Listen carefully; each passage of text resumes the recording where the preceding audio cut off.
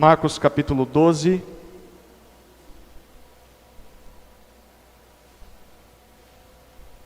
Nós vamos estudar nessa noite, a partir do versículo 13 até o versículo 34. Marcos 12, a partir do versículo 13. Já faremos a leitura à medida que formos avançando.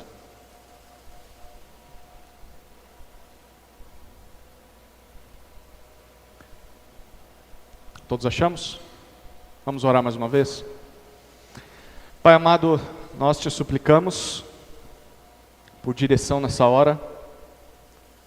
Te pedimos para que o teu Espírito torne as tuas palavras vivas ao nosso coração, nos quebrante, nos encoraje e nos conduza até teu Filho, Jesus Cristo. E que hoje seja uma noite de salvação, de transformação e de dedicação a Ti. É a nossa oração, no nome dEle, Jesus Cristo. Amém. O que te fez vir até aqui hoje? Ou melhor, o que te fez vir até Jesus hoje? Quero crer que você estava interessado a encontrar Jesus hoje. Qual o seu interesse nele? O que você espera alcançar ao vir até Jesus, até os pés de Jesus? O que você espera ouvir dele? O que você espera receber dele? Quais são as suas intenções? Hoje nós vamos ver pessoas diferentes que vieram até Jesus com interesses diferentes, totalmente diferentes. E as perguntas que nós vamos fazer são esses interesses que deveriam estar em nós? Quais são os interesses certos pelos quais deveríamos vir até Jesus? É isso que a gente vai tentar responder através desse texto. Então, esse texto apresenta 3 diálogos de Jesus com alguns grupos diferentes. 3 diálogos. O primeiro diálogo é entre Jesus e os fariseus e herodianos. Jesus e os fariseus e herodianos. Eles têm um interesse. E a gente vai descobrir como Jesus reage a esse interesse deles. Vamos ler versículos 13 até 17 de Marcos capítulo 12. E enviaram a Jesus alguns dos fariseus e dos herodianos, para que o apanhassem em alguma palavra. Chegando, disseram-lhe: Mestre, sabemos que o Senhor é verdadeiro e não se importa com a opinião dos outros, porque não olha para a aparência das pessoas, mas segundo a verdade, ensina o caminho de Deus. É lícito pagar o imposto a César ou não? Devemos ou não devemos pagar?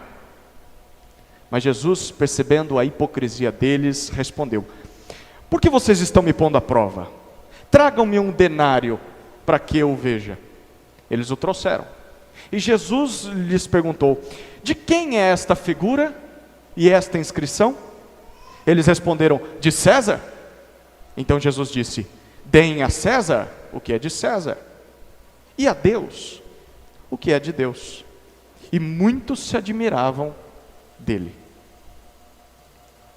O primeiro diálogo é entre Jesus e os fariseus e herodianos. Nós estamos aqui na época da Páscoa em Jerusalém. Era um momento em que judeus de todos os cantos da Judeia, de Israel, até de fora, vinham até Jerusalém por causa das festividades. E nós sabemos que são os últimos dias antes da morte de Jesus. Então, Jerusalém está abarrotado de gente. E nessa ocasião, Jesus veio da Galileia. Você lembra? Ele entrou na cidade montado num jumentinho, aclamado como rei pelos que estavam perto. E Jesus vai até o templo. E tem toda aquela expectativa de que se Jesus é o rei de Israel, então em algum momento ele vai declarar guerra contra Roma, em algum momento ele vai acabar com o que acontece aqui em Jerusalém, vai assumir o trono de Israel e vai vencer todos os seus inimigos. Há essa expectativa. Mas a princípio Jesus não faz do jeito que as pessoas esperavam. No primeiro dia ele chega até o templo, ele apenas observa, vai embora para uma cidade vizinha chamada Betânia, passa a noite lá. No segundo dia ele vem e ele expulsa os mercadores, você lembra disso? E na verdade quando ele está fazendo isso, ele está interrompendo os sacrifícios. Ele interrompe os sacrifícios no templo e isso provoca demais os sacerdotes. E aí então chegamos a essa ocasião aqui. Eles estão com muita raiva. Jesus confrontou os sacerdotes, Jesus impediu aquilo que eles faziam de melhor no templo, e então a gente viu que eles não podiam fazer muita coisa com Jesus, porque a multidão apoiava ele, mas pelo menos conversar eles podem. Então eles unem dois grupos que não se davam muito bem, os fariseus e os herodianos, e eles vão até Jesus, o texto deixa muito claro, para pegar Jesus em uma armadilha. Então não são boas intenções, e eles vão até Jesus para tentar acusá-lo de algum erro, e assim provocar a morte dele. Por causa das diferenças entre fariseus e herodianos, eles não se davam, como eu disse, havia muitos desentendimentos entre esses dois grupos. Mas em uma coisa eles estavam unidos, eles queriam ver Jesus morto, porque Jesus estava atrapalhando tudo o que eles ensinavam, tudo o que eles faziam. Então eles chegam para Jesus, e é interessante como Marcos destaca o que eles falam. Eles chegam com toda a bajulação do mundo, eles dizem: mestre, se o Senhor ensina verdadeiramente a vontade de Deus, o caminho de Deus, nos responda, é certo que nós paguemos o imposto a César ou é errado? Qual que é a armadilha aqui? Se Jesus disser que sim, é certo pagar imposto a César, a multidão que está apoiando Jesus vai se colocar contra ele. Por quê? Porque o imposto, além de questões financeiras, o imposto, a gente sofre isso no bolso hoje em dia, né? A gente sabe que é imposto. Isso é difícil de lidar, mas o imposto para um judeu era pior do que a questão financeira. O imposto para o judeu era uma lembrança de que eles não eram livres. Era uma lembrança de que eles eram sujeitos a um outro império, sujeitos ao império de Roma. Então, se Jesus diz sim, é certo pagar imposto, a multidão não vai gostar da resposta dele. Mas se Jesus disser que não é certo pagar o imposto a César, então agora eles têm um motivo que eles precisam para acusar Jesus de revolta contra o Império Romano, e Jesus vai ser morto mais cedo ou mais tarde. Como é que Jesus responde? Jesus percebe a armadilha deles, a hipocrisia deles, diz o texto, e Jesus pede que eles tragam uma moeda romana. E eles não têm a moeda, perceba isso, eles vão até um lugar onde encontram a moeda, e eles trazem a moeda. Jesus, olhando para a moeda, ou melhor, manda que eles olhem para a moeda, e diz assim, que imagem está gravada nessa moeda? E não só que imagem, mas de quem é essa inscrição? O que está escrito aí? De quem é o que está escrito aí? As moedas romanas, elas tinham a imagem de Tibério César. Era o imperador na época, e elas vinham com algumas coisas escritas embaixo dessa imagem, que eram mais ou menos como assim: Augusto Tibério, filho do divino Augusto, sumo sacerdote, filho de um Deus. Era isso que estava escrito em uma moeda romana, a imagem do imperador, e escrito lá que ele era filho de um Deus, sumo sacerdote. A gente sabe que os judeus, eles não podiam fazer imagens. Você lembra disso?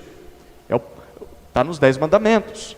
E o judeu não podia fazer imagem representando sequer animais, e muito menos pessoas. Menos ainda pessoas que se auto-intitulam deuses. Então, para os judeus era um ultraje essas moedas. Tanto é que haviam aqueles mais ortodoxos que eles sequer olhavam para uma moeda dessa. Eles não tocavam nessa moeda, eles não usavam essa moeda, eles usavam um outro tipo de moeda, uma moeda judaica, para evitar estar diante daquela heresia ambulante que era aquela moeda, que era uma afronta contra os mandamentos. Mas dessa vez eles tiveram que encarar essa moeda.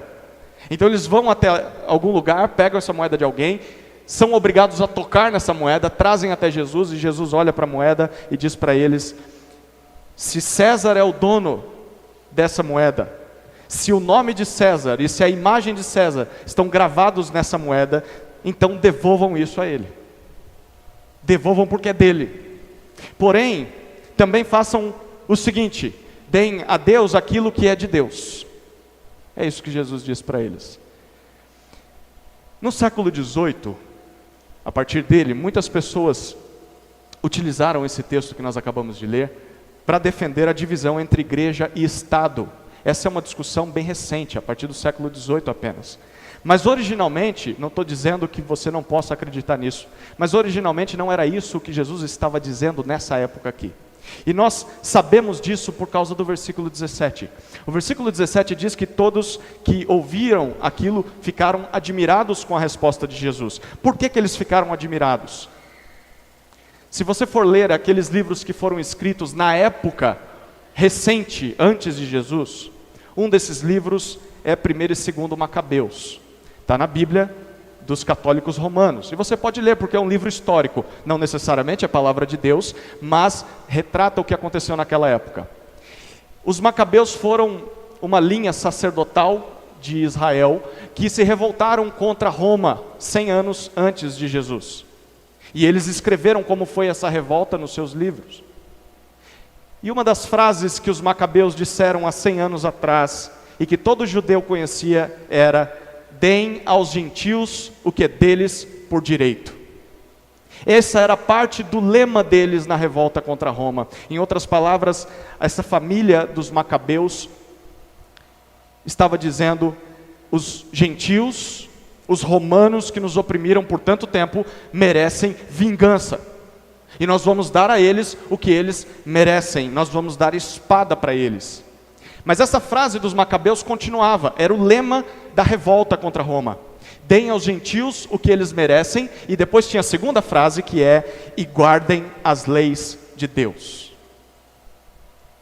Esse era a frase tema da revolta dos Macabeus. Em outras palavras, vamos devolver aos gentios o que eles fizeram conosco, e vamos ser obedientes às leis de Deus. 100 anos antes foi isso que os Macabeus disseram. E é por isso que as palavras de Jesus são tão impactantes para as pessoas que estão ouvindo, porque eles sabiam muito bem o que foi dito há 100 anos atrás. A revolta de Jesus, e ele está mostrando: eu vim provocar uma revolta, como os Macabeus. Mas a minha é diferente da deles, completamente diferente. A minha não envolve armas, não envolve guerra, a minha não envolve sangue sendo derramado. A minha não envolve somente obediência às leis religiosas, leis mecânicas. A minha revolta é algo que começa dentro de vocês. Em outras palavras, o que Jesus está dizendo é: se César colocou a imagem dele e as suas heresias nessa moeda que vocês estão trazendo para mim, devolvam isso a ele. Há coisas mais importantes do que o dinheiro, e vocês deveriam entender isso. Mas em relação a Deus, onde é que Deus imprimiu a sua imagem? Onde é que Deus deixou gravado de que Ele é o Criador de todas as coisas, o sustentador da vida? Onde foi que Deus gravou a sua imagem? Nos homens. E então Jesus diz: pois bem, então devolvam a Deus o que é de Deus por direito. Devolvam toda a sua vida, porque toda a sua vida é dele. Vocês deveriam se entregar a Ele por completo. Enquanto nós vivemos nesse mundo, há pessoas que se acham donas de tudo, donas das coisas e donas até mesmo das pessoas. Muitas delas se veem até como deuses, como imortais, divinos, superiores. O que nós devemos fazer diante dessas pessoas? Bom, nós precisamos lembrar que elas não passam de homens, seres humanos como nós. São tão finitas, são tão limitadas e tão mortais quanto eu e você. A segunda coisa que nós deveríamos fazer é que, se elas são pessoas como nós, então elas não merecem ser adoradas como deuses. Elas não merecem ser veneradas como ídolos. É interessante, você já teve a oportunidade de conhecer o seu ídolo? Aquele cantor que você sempre venerou, aquele ator que você gostava? Quem já teve a ocasião de chegar perto de alguém que você gostava demais? Que está na fama, na mídia. Quando você chegou perto, o que você descobriu? É igual eu. é ser humano, tem pele, não é alienígena, não é Deus, é como um ser humano igual a mim. Então, entendendo de que todos os homens, mesmo que achem que são deuses, entendendo que eles são como nós deveríamos olhar para eles e não venerar essas pessoas. Elas precisam saber que elas não são deuses. Mas, se essas pessoas estão em posição de autoridade sobre as nossas vidas, sim, nós devemos honrá-las e nós devemos obedecê-las, mesmo que isso signifique pagar impostos, como era naquela época, a menos que essas pessoas nos mandem desobedecer a Deus. Mas mais importante do que isso, nós precisamos nos ver como Deus nos vê. Deus nos criou conforme a sua imagem. E é isso que Jesus está trazendo para aqueles fariseus e herodianos. Isso significa que o propósito de Deus sempre foi nos ter por completo. Sempre que estivéssemos diante dEle, diante da face dEle, refletindo a imagem dEle, tudo que nós somos deveria ser dedicado a Ele. As nossas vontades, os nossos desejos, os nossos pensamentos, os nossos sonhos, o nosso corpo, os nossos membros. Você dedica os seus membros, os membros do seu corpo para Deus? Os nossos órgãos, as nossas atitudes, as nossas reações. E aqui está o primeiro interesse pelo qual nós deveríamos vir até Jesus. O interesse de dedicar toda a nossa vida a Deus. Dar a Deus o que é dele por direito. E aí a pergunta que é necessário que nós respondamos é: nós temos feito isso? Deus tem recebido de mim tudo que é de direito dele? Será que talvez não há uma área na minha vida ou mais que eu ainda não fiz isso por completo? Deus já me tem por inteiro? O que é que falta? Isso é mais importante do que imposto, é mais importante do que o dinheiro. Você foi criado para isso. Esse é o primeiro interesse pelo qual você deveria vir até Jesus. A vontade de dedicar toda a minha vida a Deus. O segundo diálogo que acontece nesse texto é entre Jesus e os saduceus. É um outro grupo. E aí tem um outro interesse também. Versículo 18 até versículo 27. Acompanhe comigo a leitura.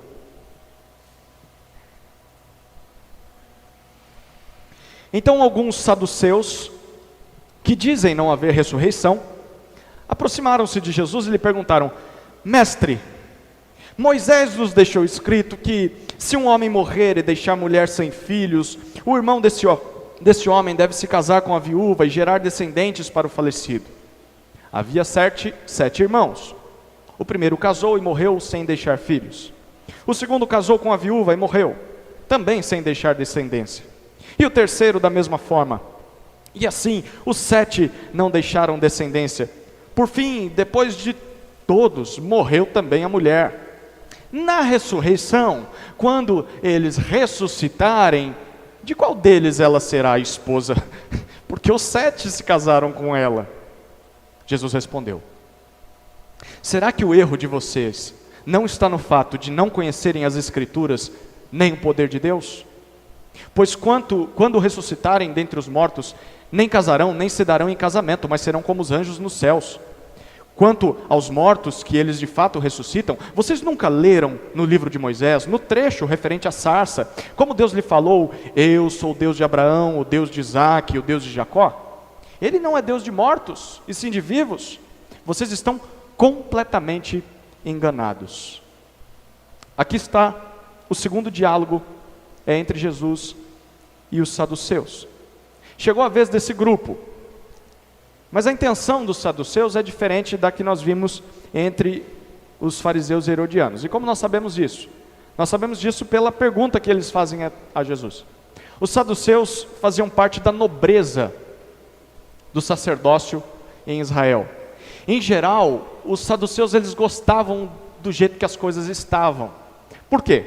Porque Roma não tinha tirado os direitos deles de serem sustentados pelas ofertas no templo. As coisas não estavam ruins para a vida deles. Estava ruim para os outros, mas para eles não. Por isso, os saduceus, enquanto os judeus continuassem submissos ao Império Romano, os saduceus estariam tranquilos. As coisas continuariam bem para eles. Mas havia uma coisa só, dentre todas, que ameaçava esse conforto dos saduceus. E era exatamente a crença na ressurreição. A crença na ressurreição ameaçava esse conforto dos saduceus. Por quê? Porque eles apenas acreditavam, no Pentateuco, que eram os 5 primeiros livros do Antigo Testamento. Eles não acreditavam nos demais livros. Eles até liam, respeitavam até certa parte, mas para eles o que mandava mesmo na vida deles eram os 5 primeiros livros de Moisés, os livros da lei. E eles diziam que por causa disso, esse negócio de os mortos voltarem à vida um dia depois de as pessoas morrerem, esse negócio de ressurreição, foi uma coisa ensinada, e assim, lá na frente, pelo livro de Daniel, que eles não confiavam muito. Quem é que estudava bastante o livro de Daniel e quem é que falava bastante sobre o livro de Daniel? Eram os fariseus. E você precisa lembrar quem eram os fariseus. Os fariseus eram a classe mais pobre que se tinha religiosa da época. Então os fariseus tinham um canal de comunicação muito fácil com as pessoas mais pobres, que eram a maioria ali em Israel. Então a maioria dos judeus acreditava na ressurreição, porque ouvia as especulações dos fariseus sobre a ressurreição. Mas os saduceus não gostavam desse negócio, porque para os saduceus a vida consistia em curtir o prazer, o conforto que eles tinham ali. Esse negócio de ressurreição atrapalhava os planos deles. E por que atrapalhava?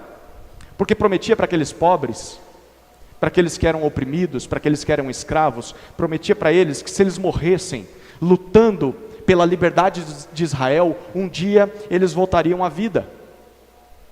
No reino de Deus eles voltariam à vida novamente, e as pessoas acreditavam nisso, porque a maioria da população era pobre. Por isso a pergunta dos saduceus, ela é um teste para saber de que lado Jesus está. Então é como se eles estivessem perguntando para Jesus: você é um dos nossos? Você vai assumir o trono de Israel, mas você vai manter as coisas do jeito que estão? Não vai atrapalhar o nosso negócio?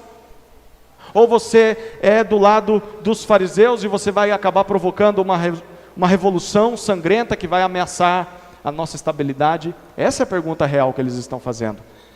E eles perguntam isso em forma de um estudo de caso. Havia uma lei no Pentateuco, naqueles livros que eles respeitavam, em que o irmão mais novo, ele deveria se casar com a viúva do seu irmão mais velho, caso ele morresse, para dar filhos àquela linhagem do seu irmão mais velho.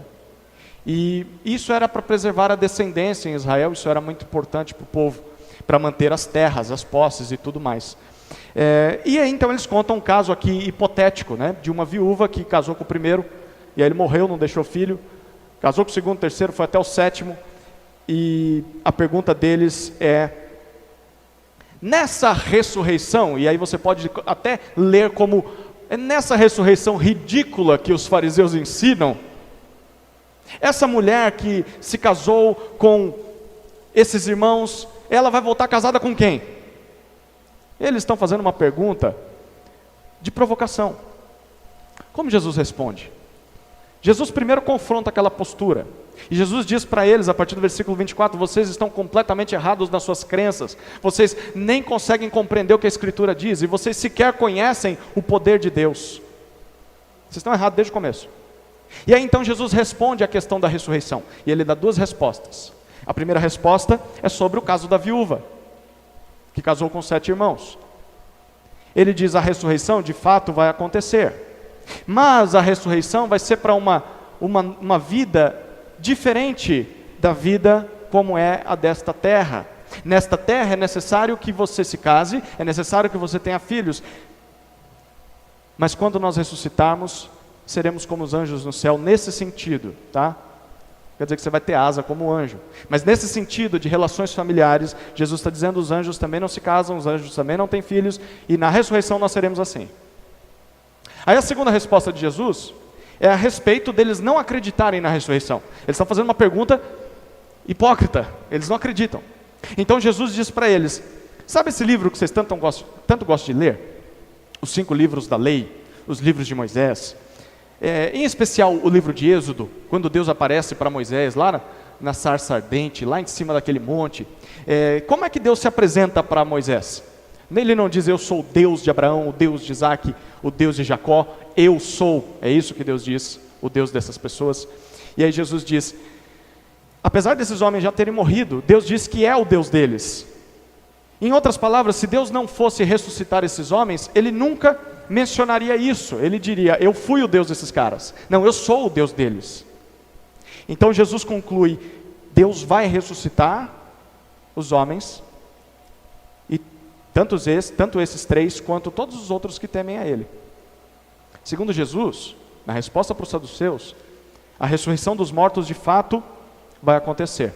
Mesmo que isso contrarie muitas pessoas. Eu não sei se você realmente acredita na ressurreição, mas Jesus está confirmando que ela vai acontecer.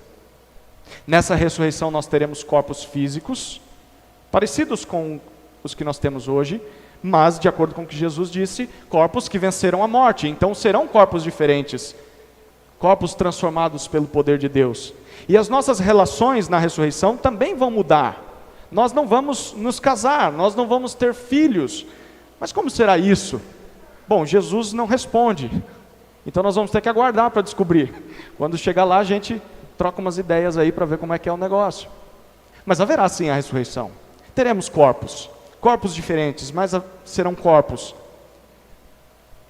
Mas o principal de tudo que Jesus está respondendo a esses homens é que nós podemos estar certos de uma coisa: a nossa existência não se resume a apenas as coisas dessa vida. A nossa existência não se resume a apenas as coisas dessa vida. Era isso que os saduceus mais temiam, porque isso ia atrapalhar o plano de sucesso deles nesse mundo.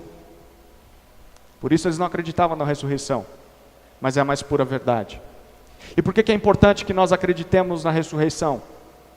Porque acreditar que Deus vai recriar todas as coisas, seja a criação, seja os nossos próprios corpos, depois que nós morremos, acreditar nisso nos leva a fazer coisas ousadas, nos leva a fazer coisas impensadas diante do mal que nós vemos neste mundo. Quero que você pense sobre isso. Se um dia Deus vai ressuscitar o nosso corpo, nós podemos e nós devemos combater a injustiça nesse mundo. A injustiça que, por exemplo, é causada por religiosos gananciosos. A injustiça que é provocada pelos governantes que são opressores, pelos governantes que são corruptos. A injustiça que é produzida por criminosos violentos. E por que nós podemos e nós deveríamos enfrentar essa injustiça? Condenando os atos deles, trabalhando para que eles parem de praticar o mal, para que eles sejam punidos pelo mal que estão cometendo. Porque nós,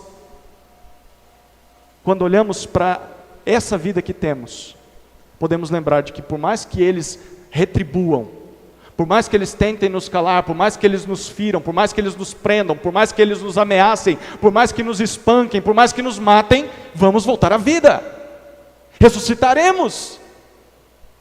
Por isso acreditar na ressurreição é fundamental para a vida cristã, porque eu vou combater o mal. Jesus me mandou combater o mal nesse mundo, e mesmo que esse mundo retribua me matando, eu voltarei à vida, eu voltarei para uma vida muito melhor do que essa. Então vale a pena. Acreditar na ressurreição nos enche de coragem. Não só isso, mas também nos dá muita ousadia para abrir mão de alguns confortos, alguns prazeres que esse mundo tem para oferecer, confortos que nos desviariam do propósito de Deus, coisas que esse mundo oferece para nós.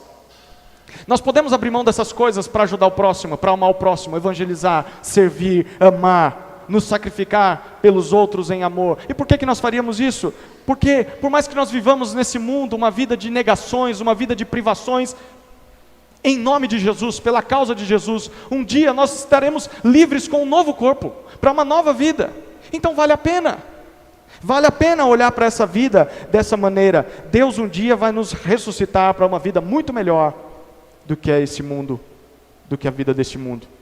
Então todo sacrifício que eu e você fizermos por Jesus, para Jesus nessa vida, seja um sacrifício pelo bem do mundo, combatendo o mal nesse mundo, seja um sacrifício para evangelizar pessoas, seja um sacrifício para sermos mais santos, seja um sacrifício para cuidar do povo de Deus, todo sacrifício vai valer a pena. Todo sacrifício vai ser recompensado na ressurreição. E aqui está o segundo interesse pelo qual você deveria vir até Jesus, em busca da nova vida após a morte. em busca da ressurreição. A ressurreição provê esperança para nós, esperança de uma vida muito melhor lá no futuro. E a ressurreição também nos dá coragem de combater o mal e a injustiça nesse mundo. Mas eu quero te dizer que se você não acredita na ressurreição, ou se ouvir sobre ressurreição te incomoda, porque a vida que você tem aqui é uma coisa que você se apega demais, é porque talvez você ainda está muito apegado a esse mundo. Você valorize demais os presentes, as regalias que essa terra pode oferecer. E aí, você acredita na ressurreição? Você deseja a ressurreição? Você busca a justiça de Deus hoje nessa terra como se um dia você fosse ressuscitar? Só você pode responder isso. Finalizamos com o terceiro diálogo entre Jesus e um escriba. Jesus e um escriba. Marcos 12, versículos 28 até 34.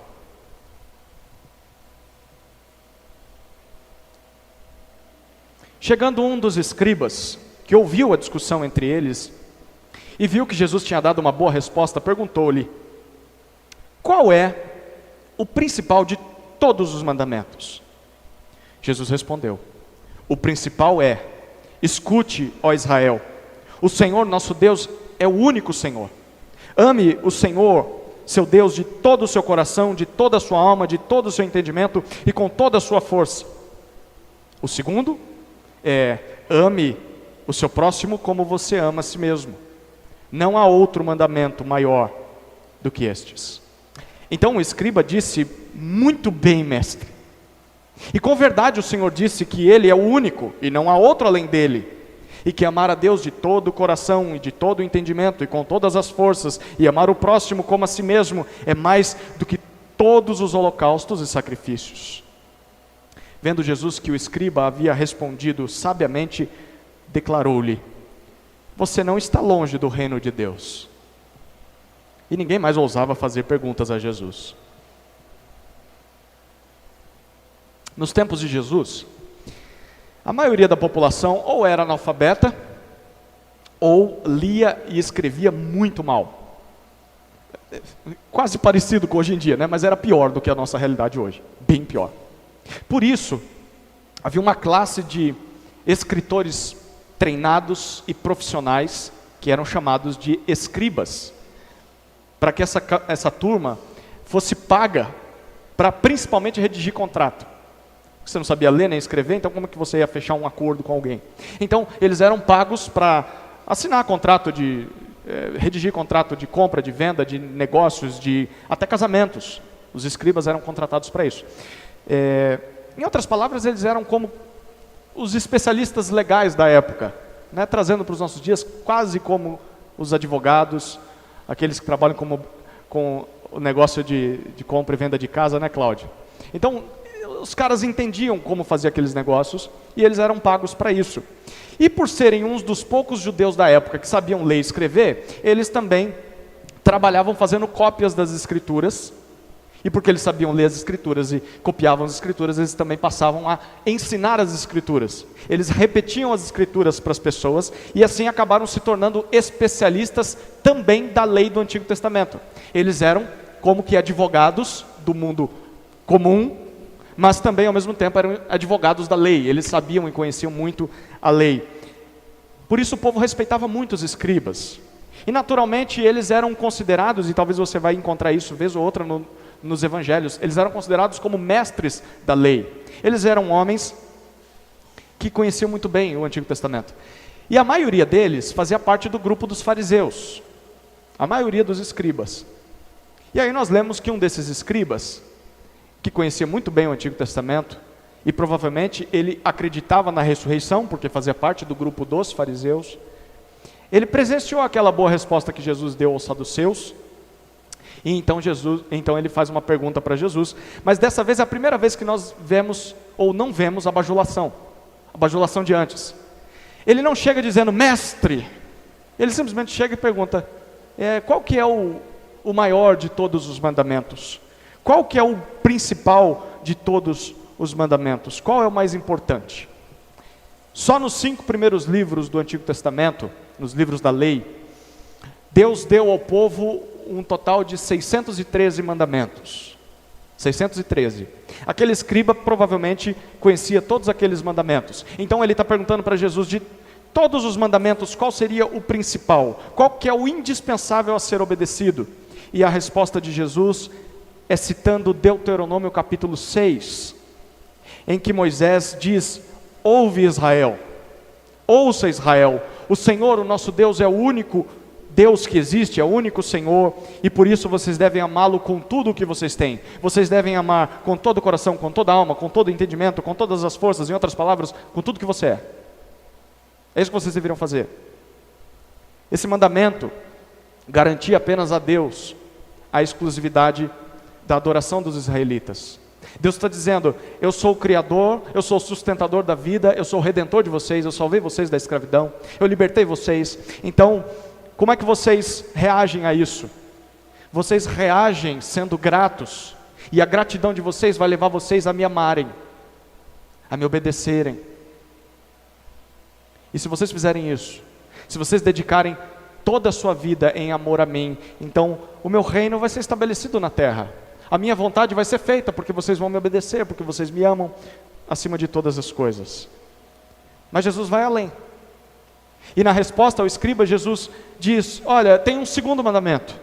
Ele não perguntou do segundo, mas Jesus diz: esse é tão importante quanto o primeiro. Aliás, esse só acontece por causa do primeiro. Se você ama a Deus sobre todas as coisas, o segundo acontece. E ele diz: ame o próximo, o seu próximo, como a si mesmo.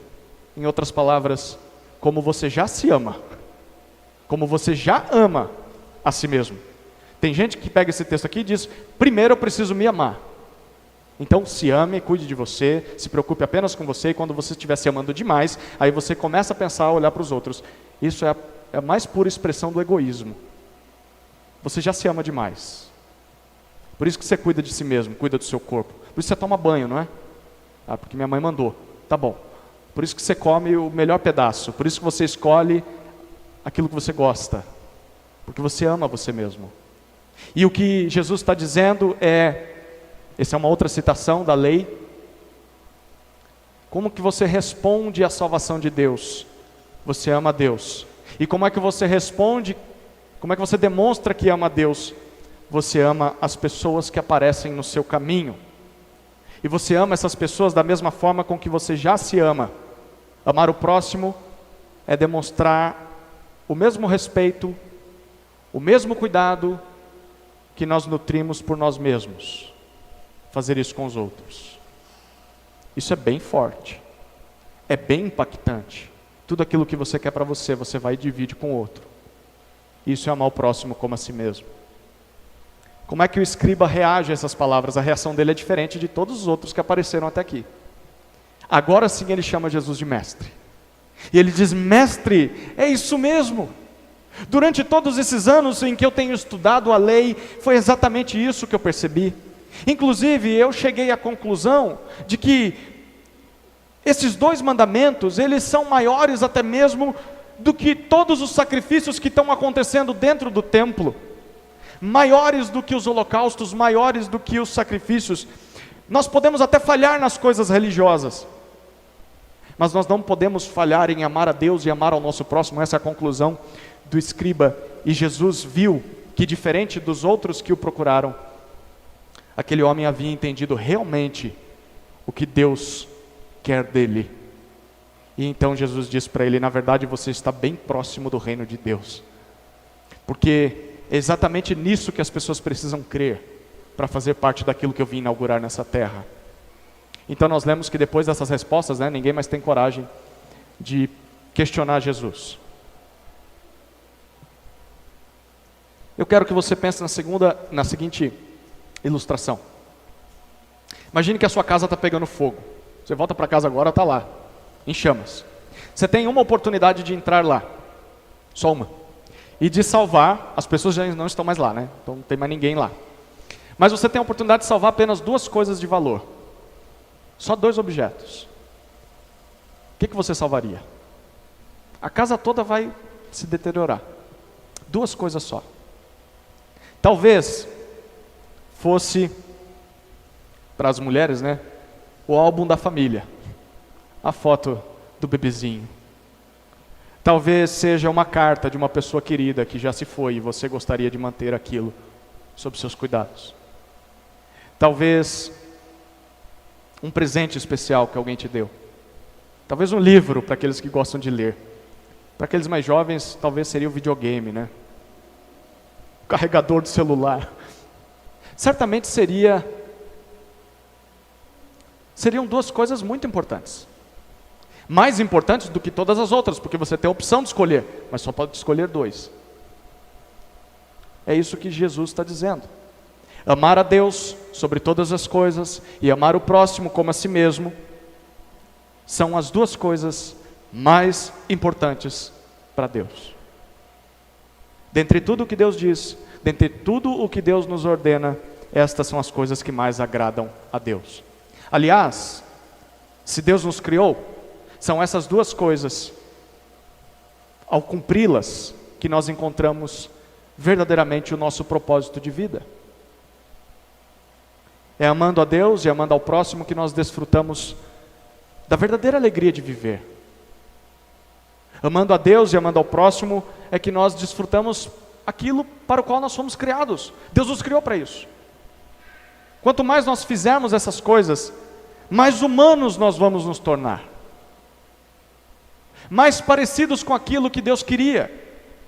Mais semelhantes a Ele seremos. Mais iremos refletir a sua imagem. Mas eu quero que você pense no contrário disso. Se você não ama a Deus com tudo o que você tem, com tudo o que você é, e se você não ama o próximo como você já ama a si mesmo, você vai ser cada vez mais infeliz.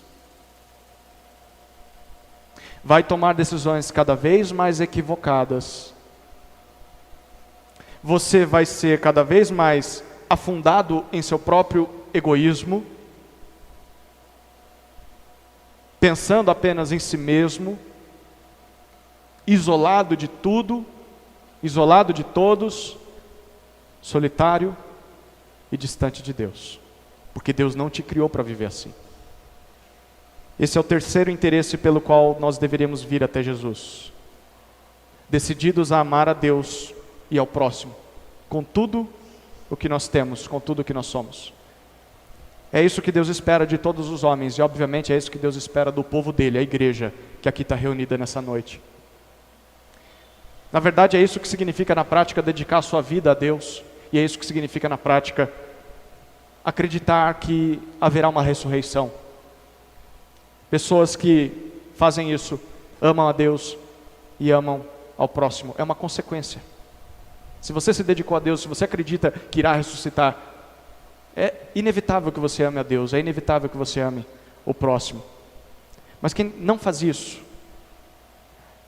está deixando claro que não se entregou a Deus ainda. Está deixando claro que ainda não acredita ou não compreendeu realmente o que é a ressurreição. Porque amar é um sacrifício. Custa caro. E só se compromete com esse sacrifício quem já se entregou a Deus por completo, quem já não é mais dono de si mesmo. Só se entrega esse sacrifício quem crê que um dia vai ressuscitar, que vai voltar à vida, e por isso vale a pena gastar a minha vida pelo bem dos outros hoje. Então eu quero perguntar para você: você ama a Deus com todas as suas forças? Isso te leva a demonstrar às pessoas o mesmo carinho que você tem consigo mesmo? Ao olhar para a nossa vida como igreja, as pessoas ao nosso redor, nesse bairro aqui, elas olham para a IBAGE, para a Igreja Batista no Jardim Imperial, e elas veem isso nas nossas vidas. Elas veem pessoas que amam a Deus sobre todas as coisas, elas veem pessoas que amam o próximo como a si mesmo. Ou as pessoas ao nosso redor, quando olham para nós, veem pessoas egoístas apenas, pessoas que cultuam a si mesmas, pessoas que só pensam nos seus interesses, pessoas que não se preocupam com os outros. Como é que as pessoas ao nosso redor nos veem? Porque é nesse tipo de comunidade que nós deveríamos nos tornar. Uma comunidade de amor a Deus e às pessoas. De acordo com Jesus, só quem está nesse caminho de amor é que está perto do reino de Deus. Portanto, o que fez você vir até aqui hoje?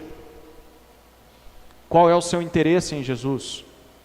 O que você espera alcançar de Jesus? De acordo com esses 3 diálogos que nós vimos,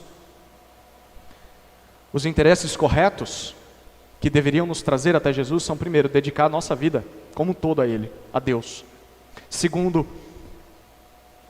desejar a nova vida da ressurreição e gastar a nossa vida aqui por Deus. E terceiro, decidir ter uma vida de amor, um amor a Deus sobre todas as coisas e amor ao próximo como a nós mesmos. Isso vale mais do que qualquer outra coisa. Amém? Você acha que eu vou terminar o sermão, né? Mas eu não vou terminar. Eu não vou terminar por quê? Porque há um pequeno grande problema em tudo isso. E eu vou dizer qual o problema é. Aquele escriba disse para Jesus, Jesus confirmou, que fazer essas 2 últimas coisas, amar a Deus sobre todas as coisas e amar o próximo como a ti mesmo, isso vale mais do que os holocaustos e sacrifícios. Você lembra disso? Pois bem, até certo ponto isso é fácil de entender. Bom, esses rituais religiosos, essas coisas que nós fazemos para Deus, entre essas coisas e uma vida de amor a Deus e as pessoas, é óbvio que Deus prefere que a gente ame a Ele, ame as pessoas, né? Então é melhor ficar com a segunda parte. Tá bom, você pode concluir isso, mas há um grave problema nisso. Por que serviam os holocaustos e sacrifícios no templo? Você lembra? Aqueles sacrifícios que eram feitos diariamente, os sacrifícios serviam para remissão de pecados, para perdão de pecados. O animal pagava pelo mal que o homem cometia. No lugar do homem o animal morria. Mas se amar a Deus e amar ao próximo vale mais até mesmo do que os sacrifícios, então significa que se nós cumprirmos esses 2 maiores mandamentos, nós não precisamos mais de sacrifício pelo pecado, nós não precisamos mais ser perdoados do nosso pecado, porque nós estamos obedecendo a Deus em todas as coisas. Nós amamos a Deus e amamos o próximo. Então está tudo tranquilo, é isso? Não, não está tudo tranquilo. Porque quem consegue fazer isso o tempo todo? Quem é que consegue amar a Deus o tempo todo? Quem é que consegue amar o próximo o tempo todo, em todas as coisas? Se você acha que faz isso, você tem um problema. Não, ninguém consegue. Então aqui está o problema. Nós somos incapazes de amar a Deus e ao próximo como nós deveríamos. Isso significa que nós ainda precisamos de perdão. Significa que holocaustos e sacrifícios ainda seriam necessários para nós. Mas como é que nós vamos fazer esses sacrifícios? Se Jesus um dia antes entrou no templo e acabou com os sacrifícios, Ele interrompeu os sacrifícios, Ele impediu que o sacrifício fosse feito. Como é possível que os homens encontrem o perdão de Deus sem que seja através dos sacrifícios que são feitos lá em Jerusalém? É aqui que entra a resposta para o problema. E é a resposta que Marcos está dando desde o início do livro. Ele vai continuar dizendo isso até o final do livro dele. Jesus Cristo é o sacrifício definitivo. Jesus Cristo é o sacrifício perfeito. Jesus é o cumprimento final de todas as promessas do Antigo Testamento. Em Jesus, Deus castiga todo o nosso pecado. Em Jesus, Deus nos oferece uma nova aliança. Em Jesus, Deus nos oferece um novo coração. Um coração que agora pulsa, um coração de carne, um coração que agora é capaz de amar a Deus. Um coração que é capaz de amar o próximo, porque já foi perdoado e foi transformado. É por isso que nós não precisamos mais dos sacrifícios no templo, é por isso que nós não precisamos nem de templo mais. Porque essas 2 coisas tiveram o seu propósito cumprido através da morte e da ressurreição de Jesus. Então hoje o templo somos nós, os que creem nele, os que têm o seu espírito, pessoas que foram transformadas de dentro para fora, pessoas que foram capacitadas a amar a Deus e amar aos outros. Eu quero te convidar a vir até Jesus, disposto a entregar toda a sua vida a Ele. Vir até Jesus, desejoso de viver a nova vida da ressurreição. E vir até Jesus, decidido a amar a Deus e ao próximo, durante toda a sua vida. Se esse for o seu interesse, então Jesus te recebe de coração aberto, para te dar um novo coração. Um coração que vai te capacitar a amar, porque vai ser um coração perdoado. É por isso que eu quero orar por você nessa hora. Vamos orar. Querido Jesus, obrigado pela Tua palavra. E principalmente, obrigado pelo teu sacrifício naquela cruz. Se ele não tivesse sido feito, todas essas palavras não seriam encorajadoras para nós, pelo contrário, seriam um peso de juízo sobre os nossos ombros. Porque nós não conseguimos dedicar toda a nossa vida a Ti, nós não conseguimos comprar para nós a ressurreição, e nós sequer conseguimos amar a Ti e amar o nosso próximo. Por isso nós Te damos graças pelo Seu sacrifício naquela cruz, por ter morrido por todos os nossos pecados para nos dar o perdão de Deus e por ter nos dado um novo coração. Somos gratos por isso. E então estamos diante de Ti dizendo: queremos agora fazer a Tua vontade. Queremos sair por essas portas com a vida completamente rendida aos Teus pés, obediente à Tua palavra, que nos deixa muito claro que o que o Senhor mais quer de nós é que amemos a Ti e amemos o próximo. E que nós tenhamos a coragem e a ousadia de fazer isso, mesmo que isso custe sacrifícios, mesmo que isso custe a nossa vida, porque um dia nós haveremos de ressuscitar para uma nova vida, para uma vida muito melhor do que esta. E a minha oração é para que isso encoraje o coração de todos aqui presentes, e que quebrante os nossos corações, para que sejamos realmente espelhos que refletem a Tua imagem por todo esse mundo, muito mais do que aquelas moedas faziam em relação ao imperador César. Essa é a nossa oração, em nome de Jesus, amém.